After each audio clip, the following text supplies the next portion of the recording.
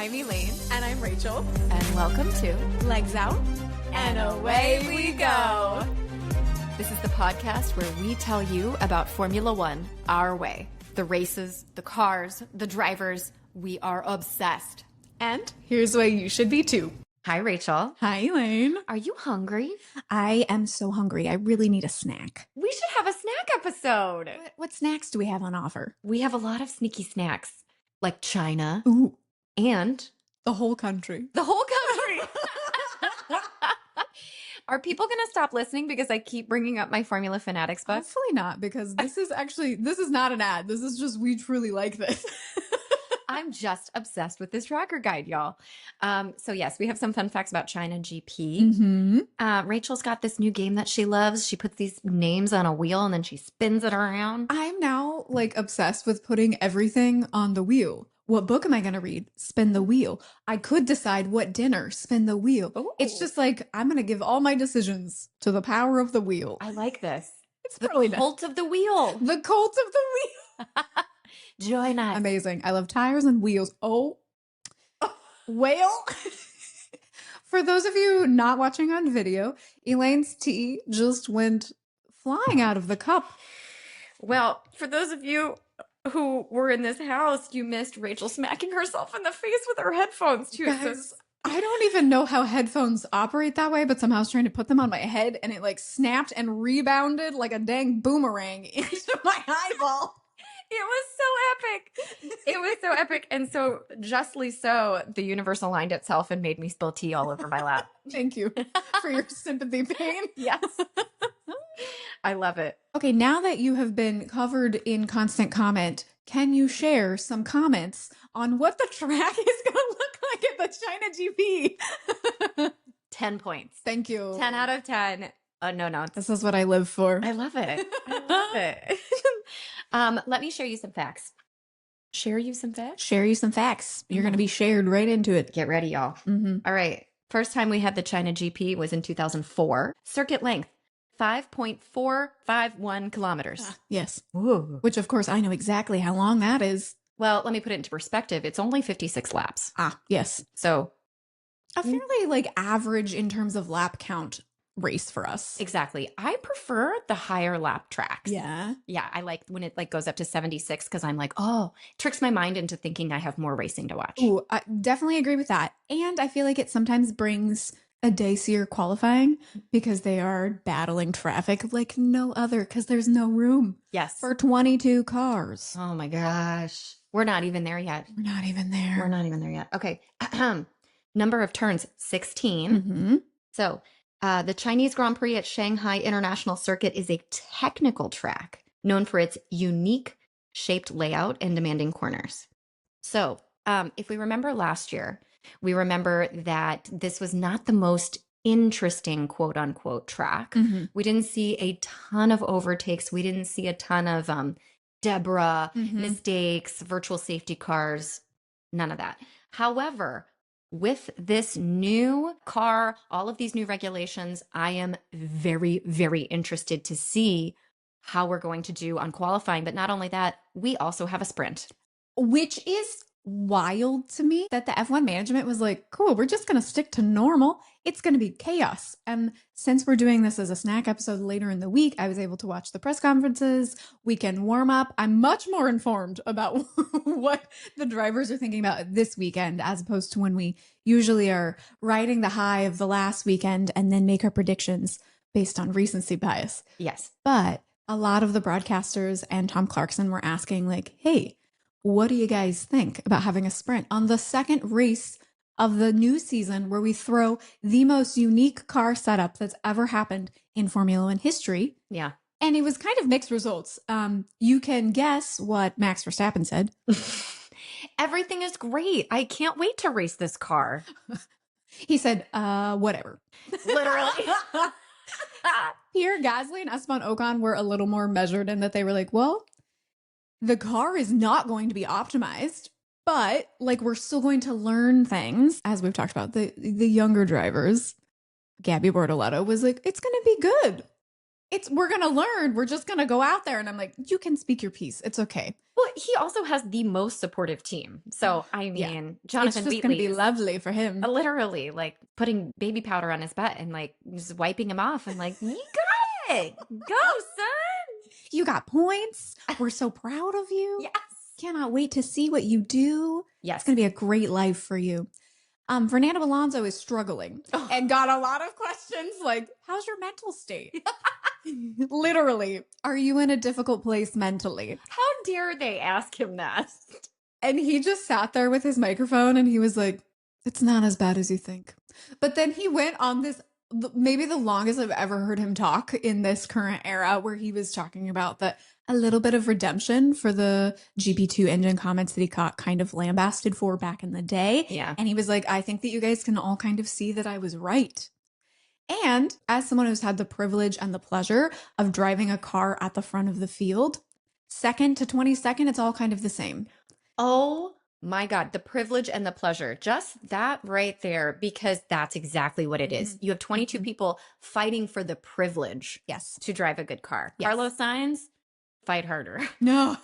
Because Lord knows you need a better car. Well, and Alex Albon was talking about that. They don't expect to be closer. They, in fact, expect to be farther away at this track, because that's the beauty of Formula One, is that each track is going to favor or detract from your car's characteristics. And so we're going to see lots of up and down and up and down and up and down. Yes.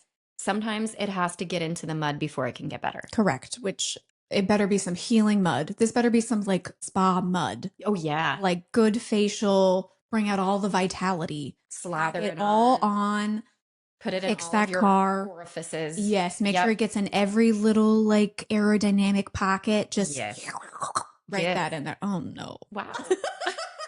That's Jello-ish side effect was. Jello and mud. Those are our snacks. Welcome to the Chinese GP, y'all. Snack episode. Jello and mud. Both healing in different ways, especially when your throat is sore. True. Okay, so here's my favorite thing going into this little sneaky snack episode, which we don't normally do, is that getting to listen to all of our peers' podcasts about what they predict will happen at the Chinese GP is slightly hysterical, because they're all basically saying the same thing. I think across the board of the sample size that I have listened to, which is we only have one race to look at. Right. So we really don't know what the hell's going to happen. Right. We don't know what's going on. The drivers don't know what's going on. And there's only one practice session before the sprint qualifying. Data is going to be in short supply, which means chaos is going to be in abundant supply.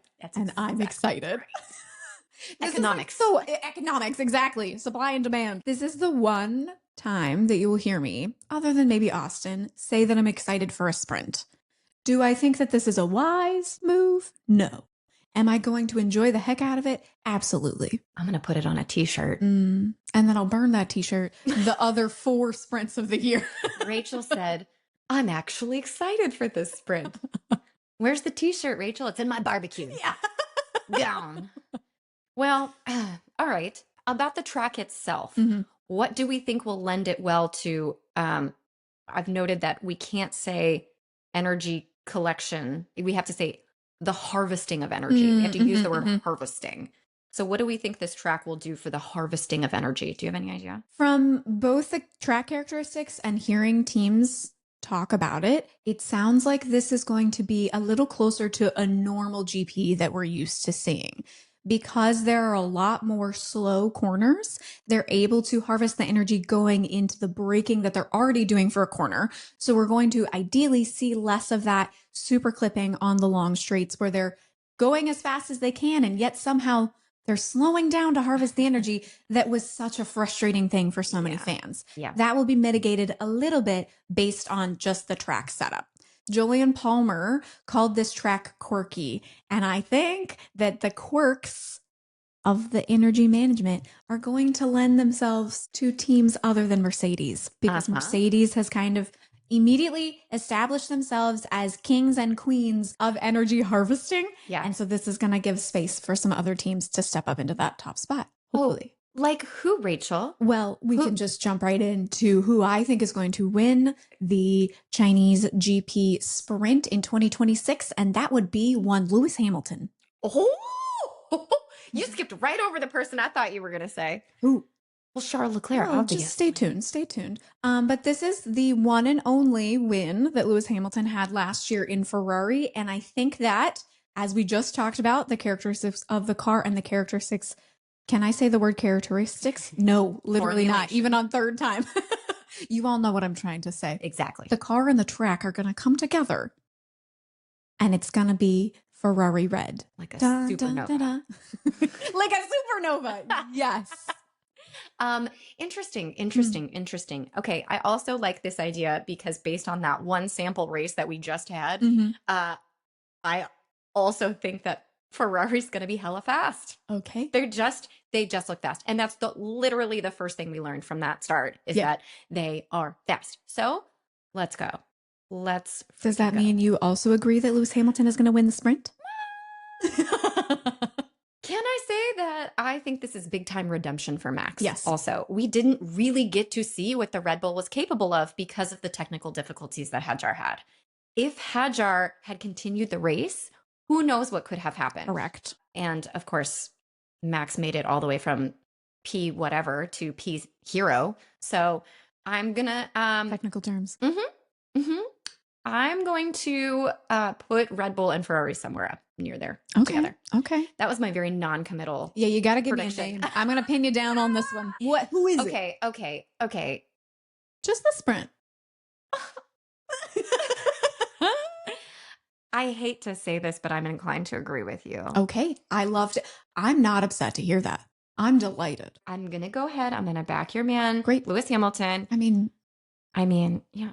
He's talented. He's won world championships. He and his mom had this like cutest little field trip around China. It's just the cutest Instagram post I've ever seen. They were like eating and smiling at the camera, and then they were like hugging and walking. And I was like, that's so cute. That's what you want. Yeah. So be cute outside the track. Bring your cutting edge to the track. Bring your sharpest scalpel. Okay. Do surgery. He's actually so good at China because it's so technical. It takes a lot of taking care of your tires. There's some really tight corners that do absolute hell on your front left tire. And so you have to baby that thing. You have to coax it. You have to whisper to it. And Lewis Hamilton is usually pretty good at that. He can do that. I won't deny he can do that. Yeah. He is very, very good at that. Okay. Can I just say though, here's what I am also excited for. I was listening to the Race F1 podcast yesterday. My favorite podcast other than us, I must say.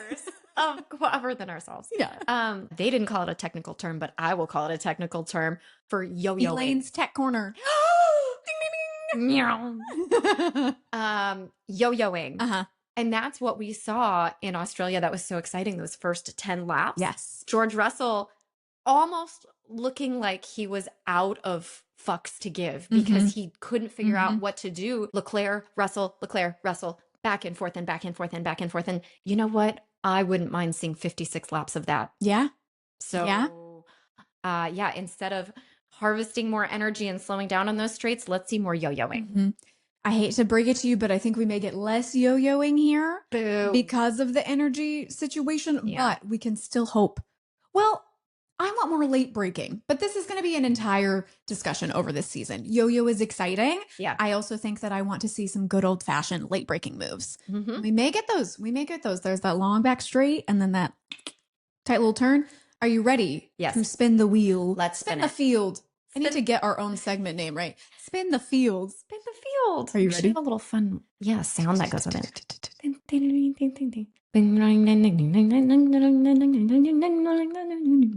I think the thing actually makes a sound, but I have my computer on mute, so we need you. Oh no. We have a winner, it says, and the winner is Nico Hulkenberg. Mr. Did not start himself. This will be his first race in the 2026 season. To be clear, we're predicting for the full Grand Prix. Okay. We've left the sprint in the dust. Lewis Hamilton has won, and we've now transitioned to the next day. Where do you think Nico's going to be? So Nico Hulkenberg in the Audi. Well, we can right away talk about the fact that his teammate, Gabriel Bortoleto, was in 9th place. He scored points in P9 for Australia. Freaking kudos, Audi. This bodes well. It does. I think Audi is going to be a little bit better than we thought. Okay. This is where I thought Williams would be. Yeah. Womp womp, they are not. So let's solidly go for Nico Hulkenberg in P10. Ooh. Okay. We're really close on the money here because, well, hopefully, but close on each other's money, I guess, Okay. because I'm thinking P11. I think he's going to be like right outside the points. Okay. I think this is the year that Bortoletto outshines Nico Hulkenberg because I think Bortoletto is coming into his own in terms of settling into that talent that we have seen in his previous ladder championship runs. You know, shade isn't a bad thing. Maybe he does get a little shady in his talent. Nico Hulkenberg is really pale. He could probably use some protection from the sun as a fellow really pale person. Wow. Yeah, agreed. But with sunscreen. But with plenty of sunscreen. It's actually pretty cold in China. We walked right into weather predictions. Oh my it's gosh. rather chilly. Cold track. Yeah, cold track. Got to heat those tires up with precision. Oh, I'm so excited. Do we think that this is going to be bad for all of this tire? I will say, tragedies. I cannot wait to learn about this Pirelli tire. I think we didn't get to hear really anything about it in Australia because we were so focused on the battery. Right. And so I don't really know how this generation of car talks with the tires yet. So that is a delight for me to unpack this year. And you will all get bites of it. Little, I'll make tiny cookies. I will eat the whole pie of the tire chat, and you guys can have like little macarons that will sit on top of the pie. Okay. Perfect. Maybe the cake is better if I'm putting macarons on it, but are you tracking with me dessert-wise? Not really. Not at all. Good. You just threw a lot of yummy things out, and I'm here for it. Whatever you want to serve me, I'll eat. Great. Champagne ice cream, cake, macarons. That's this year's menu. Oh, delightful. Delightful. Okay. We've come to the real dessert. Who is going to win the Chinese Grand Prix? Okay. So if we think Hamilton is going to take it with the sprint, I don't actually think he's going to go all the way to win the Grand Prix. I think we're going to look at a George P1 or P2, but actually I'm going to firm that down and I'm going to go George P2. Okay. I don't think he's going to seal this. Like I said before in our longer episode that we released on Wednesday, I don't think he's got clear and away like we saw with the Red Bulls 20 seconds down the road. Mm-hmm. So in that case, I'm going to go with a Leclerc or Verstappen. Leclerc or Verstappen. You love to divide your loyalties. I sure do. I'm going to give an and or. I can't decide. Why? Because we don't have enough data yet. Yeah. We are just it's lacking. We're grasping at straws. We are. Sand slipping through our fingers. This is crystal ball moments. But okay, ideally, I'm so excited. Yeah. All right, ideally, yes, Max Verstappen unleashes his full rocket ship potential, and this car is much better than we ever thought. It might be. And that man was frustrated last weekend. Oh, yeah. So we know what he looks like when he drives a little angry. Can I tell you, his Instagram is full of not Formula One. Right. It's full of the Nürburgring. Nürburgring. Yes. Why is it so hard? Well, because it's German. Nürburgring. Didn't make it easier. 24-hour Nürburgring. Yes. He's really excited about that, let me tell you. So excited. He was talking about that, and there was a bit of light that came into his face, and then they asked him some other questions, and it shuttered right back down. It's really bad. Yeah, Not great. It's pretty bad. I would love for him to find some joy in his work again. May you find peace, Max Verstappen. Yes. In the living, among the cars. Not, some people say may you find peace in the afterlife. This is not an Encanto issue. No. Got it. Dia de los Muertos. Who, Rachel. Thank you, because I was I have no clue how to transition out of Encanto. I'm doubling down. Do you see my shirt today? I'm wearing red. You can't really see it, but I'm wearing red. I think this is a Charles Leclerc win. Oh! I'm going all in on that team. I think they have actually built an interesting car, and I think their only downfall could be strategy and also the pesky Mercedes. But I think this is going to be their weekend. Good for you, Rachel. Thank you. Good, yeah. Hope becomes me. I'm happy for you. Thank you. Hope looks very nice. Thank you. Gives you a glow. A little glow. Yeah. I skip around the room when I'm thinking of Ferrari wins. I love this. A little bounce in my step. We hope that you have a bounce in your step after this little snack episode, because this was fun. This was amazing. All right. Well, if you enjoyed this new little sneaky snack format, please let us know and write in with your predictions. Yes. Obviously, we would love to think about them, mull them over, spit them out. And we can't wait to see you next week after the China GP. All right. Follow us on all the things. Indeed. That's it. Yeah. All right. So with that, it's legs out And away we go. We'll see you next time.